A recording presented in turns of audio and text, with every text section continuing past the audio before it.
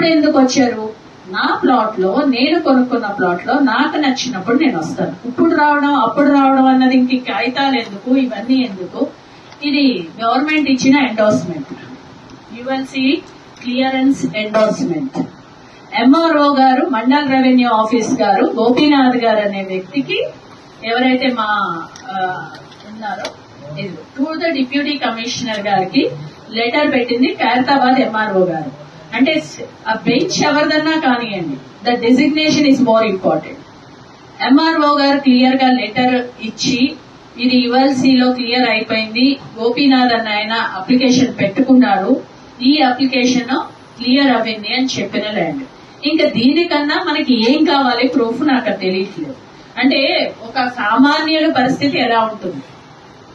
రేపొద్దున ఈ ఎండోర్స్మెంట్ ఇచ్చి వీళ్ళు మేము ఇది మా డాక్యుమెంట్ ఏదైతే గోపీనాథ్ నెక్స్ట్ రేణుక అన్నవిడి మాకు అమ్మడం జరిగింది 2007.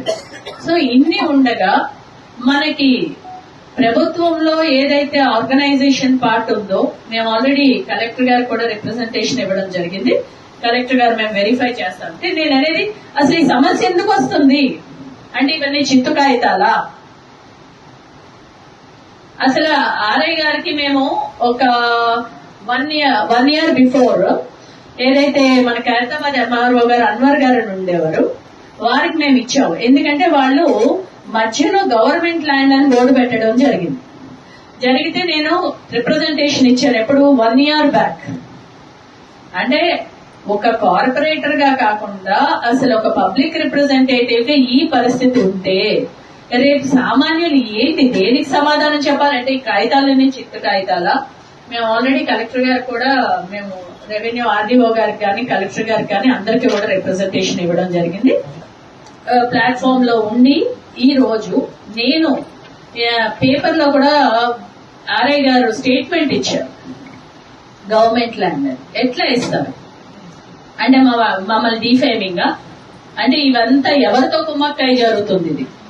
ఎందుకంటే అది గవర్నమెంట్ ఆర్డర్స్ ని గవర్నమెంట్ ఆఫీసర్స్ డినై చేస్తే రేపొద్దునే ఎక్కడ న్యాయం జరుగుతుంది సామాన్యులకి?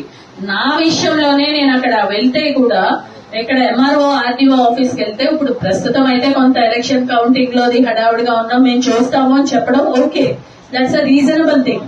బట్ వారు అసలు మీరు గవర్నమెంట్ ల్యాండ్ అన్నది కూడా నేను ఆర్ఐ గారితో క్లియర్ గా చెప్పాను సార్ గురించి.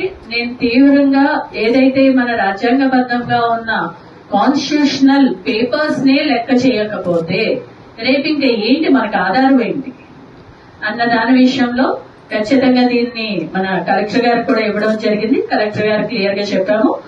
పత్రికా సమావేశానికి ఇక్కడికి రావటం జరిగింది. కారణం ఏంటి అంటే, ఇది మా మహిళ ఒక విషయంలో ఖండించాలి అన్న విషయం, ఒక మహిళా కార్పొరేటర్ గా మహిళని ప్లస్ ఒక పబ్లిక్ రిప్రజెంటేటివ్ గా, ఇది మా ప్రైవేట్ స్థలమే, 216 గజాల ప్లాట్.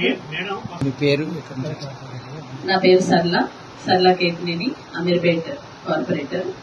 ఏ వారికి కొంతవరకు తెలుసని నేను అనుకుంటున్నాను. కానీ దీనికి నేను నా సంబంధించిన విషయం అంతా కూడా మన పత్రికా విలేకరులకి, అలాగే మన దీని గురించి నేను క్లియర్ గా క్లారిఫికేషన్ ఇవ్వాలి కాబట్టి ఈ రోజు ఈ పత్రికా విలేకరు సమావేశం పెట్టడం జరిగింది. ఇందులో ఇది సారథి సొసైటీ, నేను పేపర్స్ తో సహా మీకు చూపిస్తాను. ఇది గవర్నమెంట్ కి రిలేటెడ్ ఏ విధముగా కాదు. ఫస్ట్ ఏంటి 16 గజాలు, అది బోరపడ్డ దగ్గర సారథి సొసైటీ అనే సొసైటీలో ఉన్న ప్లాట్. ఇది 2007లో నేను పర్చేస్ చేయడం జరిగింది. 2007 నుంచి మామూలుగా మధ్యలో 2007 తర్వాత మనం గోడ కట్టడానికి వెళ్ళినప్పుడు, అప్పుడు అంటే వారు చనిపోయారు కాబట్టి వారి మాట తెలుసుకునే ఎక్స్ కార్పొరేటర్ ఎవరైతే ఉన్నారో స్థలంలోకి వెళ్తులోకి వారు గొడవ పెట్టడం జరిగింది. అక్కడ కొంత గలాటా అయిన వెంటనే పోలీస్ స్టేషన్ లో మనము పెట్టి సివిల్ కేసు కింద పోలీస్ వారు అప్పుడు కూడా చెప్పడం జరిగింది, ఇది సొంత స్థలము. అంటే మన డిపార్ట్మెంట్ వారు ఏం చెప్పారంటే, మేడం ఇది సివిల్ కేసు కాబట్టి మేము ఇన్వాల్వ్ అవ్వము. తప్పే, ఎందుకంటే ఏ సమస్య ఉందో లేదో చూడకుండా కూడా ఇది సివిల్ కేసు మాకు సంబంధం లేదు అని చెప్పి 7 సంవత్సరాలు ఇది కోర్టులో నడిచింది. అంటే ఒక చిత్తు కాగితంలో మన రాజ్యాంగబద్ధంగా ఉన్న మన కోర్ట్స్ లో సంవత్సరాలు నడవడం ఒక సామాన్యుడు రేపొద్దున్న అదే ఏ రిటైర్ అయ్యో ఏ పెన్షన్